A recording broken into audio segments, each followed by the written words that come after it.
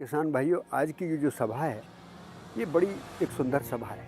लेकिन ये सुंदर किस लिए है कि इसमें पूरे पूरे इलाके को खाद बीज दवाई बेचने वाले लोग भी मौजूद हैं। हर पौधे ने न्यूट्रिशन लिया है, इस मिट्टी से न्यूट्रिशन लिया है, तभी उसका शरीर बीज से वो पौधा बना है। वो वापस मिलेगा, वो रिसाइकिल होगी, न्यूट्रिशन रिसाइकिल होगी, वो पुनः चक्रण होगा उन पोषक तत्वों का। अपने उत्पादन को बढ़ाने के लिए हमने रासायनिक खादों को बढ़ाया है, बीज की मात्रा को बढ़ाया है, पानी को बढ़ाया है। हमको जितना खाद डालना था उससे ज़्यादा खाद डालते हैं। उर्वरक का मतलब क्या है? उर्वरक का मतलब कोई भी ऐसी चीज़ हो सकती है जो ज़मीन की शक्ति को बढ़ाए या पौधे को पनपने की शक्ति को बढ़ाए, वो उर्वरक होता है। जो फास्फोरस डाल दिया आपने और वो पौधे के द्वारा अवशोषित नहीं किया गया, वो क्या करता है, धीरे धीरे एक लेयर आपकी भूमि के नीचे बना देता है, जिससे कि जो इरोजन की क्षमता है, जो वाटर होल्डिंग कैपेसिटी है हमारी मिट्टी की, वो कम होती चली जाती है। जो खाद हमें 266 रुपये में एक यूरिया का बैग मिल जाता है, वो बैग दूसरे देश से यहाँ पे ला के पैकिंग वैकिंग सब करके और जो आपके द्वार पे जब पहुँचता है तो उसमें 2000 रुपया एक बैग में खर्च हो चुका होता है। अब हमको संतुलित मानसिकता के साथ संतुलित लागत का प्रयोग करते हुए गुणवत्ता युक्त उत्पादन करना है। उर्वरक यानी पौधों को बढ़ाने के लिए जरूरी पोषक तत्वों की भरपाई करने वाले तत्व। मिट्टी में मौजूद ये पोषक तत्व लगातार खत्म होते रहते हैं क्योंकि फसलें उन्हें सोखती हैं। उर्वरक इन्हीं खाली होते पोषक तत्वों को मिट्टी में वापस लाकर फसल की अच्छी वृद्धि, ज्यादा उत्पादन और बेहतर गुणवत्ता सुनिश्चित करते हैं। लेकिन यही रासायनिक उर्वरक जब बिना सोचे समझे, बिना मिट्टी की जरूरत को जाने और जरूरत से ज्यादा अंधाधुंध इस्तेमाल किए जाते हैं तो ये न केवल मिट्टी बल्कि इंसान की सेहत के लिए भी हानिकारक हो जाते हैं। ऐसे में खेतों को केमिकल मुक्त बनाने, मिट्टी की सेहत सुधारने और जितनी जरूरत उतनी खाद के ध्येय के साथ उर्वरक विभाग भारत सरकार ने उर्वरक की पाठशाला अभियान शुरू किया है। इस अभियान के तहत वैज्ञानिकों और प्रगतिशील किसानों के अनुभवों को सीधे खेतों तक पहुंचाने का प्रयास किया जा रहा है। किसानों के साथ अपने अनुभव साझा करते हुए पद्मश्री से सम्मानित किसान श्री भारत भूषण त्यागी जी ने कहा कि उर्वरकों के अत्यधिक उपयोग के कारण हमारी मिट्टी अपनी प्राकृतिक ताकत खो चुकी है। साथियों, ये कार्यक्रम बड़े महत्वपूर्ण समय पर है और महत्वपूर्ण मुद्दों को लेकर है और ये बात बार बार उठेगी कि कहीं ना कहीं अब हम संतुलन के साथ आगे बढ़े।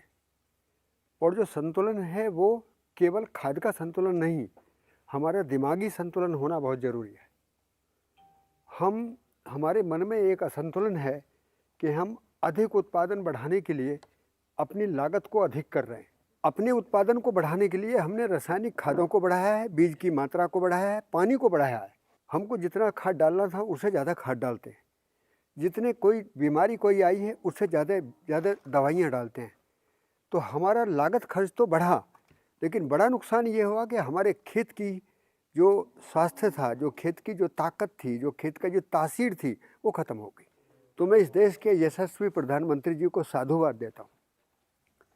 उन्होंने अपने कार्यकाल में किसानों के मुद्दों को लेकर चाहे तो बात कानून की थी, चाहे किसानों की मानसिकता की थी, चाहे किसानों के लिए संसाधनों की थी, हर जगह पर ध्यान रखा है।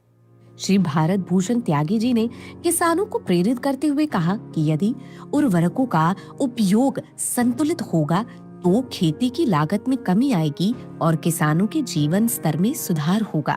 मैंने देखा कि राष्ट्र के प्रति जिम्मेदारी किसान की है और मैं खेत में काम करके इस बात का एहसास करता हूँ कि मेरे किसान को कम से कम मेहनत करनी पड़े, लागत का खर्च कम हो जाए, उसका समय भी कम लगे और वो कम से कम मेरी तरह अच्छी ज़िंदगी जिए और उसकी जेब में पैसा हो। इस खेती की चर्चा करने के लिए आज हम यहाँ उपस्थित हुए। कृषि वैज्ञानिक श्री ललित कुमार जी ने किसानों को मिट्टी में मौजूद विभिन्न पोषक तत्वों, उनकी मात्रा और मिट्टी के लिए उनकी उपयोगिता के बारे में विस्तार से समझाया। अब बात करते हैं सोयल को किस तरह हम न्यूट्रिएंट देते हैं। न्यूट्रिएंट हम ज़्यादातर देते हैं NPK, नाइट्रोजन, फास्फोरस, पोटास। लेकिन केवल ये 3 ही पोषक तत्व नहीं हैं, इनके अलावा भी पोषक तत्व हैं, जैसे कार्बन, हाइड्रोजन, ऑक्सीजन। इनके बिना, क्योंकि पौधे जीवित हैं, इनके बिना, ऑक्सीजन के बिना जीवित नहीं रहेंगे। कार्बन डाइऑक्साइड लेंगे, ऑक्सीजन छोड़ेंगे, कार्बन डाइऑक्साइड के बिना जीवित नहीं रहेंगे। ये 3 एलिमेंट CHO, ये तो पौधा फ्री में ले लेता है एनवायरनमेंट से, वायुमंडल से। बाकी NPK ये हम अदर बाहर से फर्टिलाइजर के रूप में प्रोवाइड करते हैं। इसके बाद भी टोटल 17 न्यूट्रिएंट्स हैं। इसके बाद भी 6 के बाद भी 11 न्यूट्रिएंट्स, 11 एलिमेंट्स ऐसे बचे जिनकी सोइल को और आवश्यकता होती है। कार्यक्रम में मौजूद कृषि विशेषज्ञों ने हरी खाद, फसल अवशेष और जीवाश्म कार्बन जैसे प्राकृतिक विकल्पों के लाभ गिनाते हुए रासायनिक उर्वरकों के स्थान पर इन्हें अपनाने की सलाह दी। साथ ही उन्होंने रासायनिक खादों के आयात पर होने वाले भारी खर्च और सब्सिडी के कारण देश पर बढ़ने वाले आर्थिक बोझ के बारे में भी किसानों को विस्तार से जानकारी दी। ढैंचा, सनई, मूंग, लोबिया, उर्द, कुछ भी लगा लो, जीवाश्म कार्बन की मात्रा सॉइल में बहुत कम है, मिट्टी में बहुत कम है। जीवाश्म कार्बन बहुत ज़रूरी है, मिट्टी के कणों को बांधे रखने के लिए भी बहुत ज़रूरी है। धीरे धीरे स्लो रिलीज न्यूट्रिशन देने के लिए भी पौधे के लिए बहुत ज़रूरी है। जब हम हरी खाद का प्रयोग करेंगे, अपने आप मिट्टी में जीवाश्म कार्बन मिलता चला जाएगा। अपने फसल अवशेष अब हम ज़्यादातर यूज़ करने की कोशिश करते हैं, उनका उपयोग हो जाए, लेकिन फिर भी जो बच जाते हैं उसको वो कूड़ा समझ के हम जला देते हैं। उनको वापस मिट्टी में मिलाना है। हर पौधे ने न्यूट्रिशन लिया है, इस मिट्टी से न्यूट्रिशन लिया है, तभी उसका शरीर, बीज से वो पौधा बना है। वो वापस मिलेगा, वो रिसाइकिल होगी, न्यूट्रिशन रिसाइकिल होगी, वो पुनः चक्रण होगा उन पोषक तत्वों का। ये बहुत ज़रूरी है। हरी खाद का इस्तेमाल ज़रूर करें। अभी अंधाधुंध उर्वरक इस्तेमाल करने का जो नतीजा है वो धीरे धीरे सामने आने लगा है। आप लोग देख रहे हैं, एक जो फास्फोरस है, डाइअमोनियम फॉस्फेट हम डालते हैं, DAP, फास्फोरस का एक कैरेक्टर होता है कि वो कंप्लीट पौधे के द्वारा जितना फास्फोरस आपने डाला वो सारा अब्जॉर्ब नहीं होता। 30 से 35% ही फास्फोरस अब्जॉर्ब कर पाता है पौधा, बाकी जो 65% है वो आपके खेत में पड़ा रह जाता है। उसमें मैं यहाँ पे एक बात जोड़ना चाहूँगा कि जो फास्फोरस डाल दिया आपने और वो पौधे के द्वारा अवशोषित नहीं किया गया, जो आपकी भूमि में पड़ा हुआ है, वो क्या करता है, धीरे धीरे एक लेयर आपकी भूमि के नीचे बना देता है, मजबूत लेयर, जो जिससे कि जो इरोजन की क्षमता है, जो वाटर होल्डिंग कैपेसिटी है हमारी मिट्टी की, वो कम होती चली जाती है। जब वाटर होल्डिंग कैपेसिटी कम होगी तो हमारी फसल पर सीधा इसका प्रभाव पड़ेगा, नकारात्मक। इसलिए आप एक रूटीन बनाएं कि भाई DAP डालने के बाद में, एक वैज्ञानिकों ने खोज करके एक PSB मॉलिक्यूल निकाला है, फास्फोरस सोल्यूबल बैक्टीरिया, बिल्कुल छोटा सा 20-30 रुपए की एक थैली आ जाती है, और वो आप 1 किलो जो इस्तेमाल है वो आप 1 एकड़ में 1 किलो का इसमें इस्तेमाल होता है, उसको डालेंगे तो वो जो बैक्टीरिया है, वो बैक्टीरिया जो आपके खेत में पड़ा हुआ फास्फोरस है उसे डिसॉल्व कर देगा और उसको उस फॉर्म में ले आएगा कि आपका पौधा अवशोषित कर सके। सबसे पहले तो हमारे यहाँ पे एक दिमाग में ये रहता है कि उर्वरक का मतलब क्या है। उर्वरक का मतलब कोई भी ऐसी चीज़ हो सकती है जो ज़मीन की शक्ति को बढ़ाए या पौधे को पनपने की शक्ति को बढ़ाए, वो उर्वरक होता है। लेकिन आज जो माइंड में एक किसानों के या दुकान वालों के या सब लोगों के ऐसा बैठ गया है कि हाँ, उर्वरक का मतलब तो है यूरिया और DAP। तो मैं आपको बता देना चाहता हूँ, उर्वरक का मतलब सिर्फ यूरिया DAP नहीं है, इसके अलावा भी बहुत सारे उर्वरक हमारे पास हैं। उसमें एक बहुत बेहतरीन प्रोडक्ट अभी जो है, और वो प्रोडक्ट है FOM। FOM मतलब फर्मेंटेड ऑर्गेनिक मैन्योर। ये जो बैग आपके सामने दिख रहे हैं, 2 बड़े बैग रखे हुए हैं, ये फर्मेंटेड ऑर्गेनिक मैन्योर है, जिसको हम एक तरह से ये कह सकते हैं कि वैज्ञानिकों ने साइंस के द्वारा विज्ञान को इसके ऊपर, गोबर की खाद के ऊपर अप्लाई किया है और उसमें से बेहतर एक खाद बनाकर निकाली है। तो ये एक साइंटिफिक तरीका है FOM फर्मेंटेड ऑर्गेनिक मैन्योर, जिसमें हम अपने खेत में जो उसकी कार्बन रिटेन करने की शक्ति है, जो उसका जीवाश्म तत्व है, वो हम इससे बढ़ा सकते हैं। उसके अलावा आप लोग जैसा जानते ही हो कि आप अपने सबसे बढ़िया जो उर्वरक है वो गोबर की खाद है, जो अपने घर में ही तैयार होता है।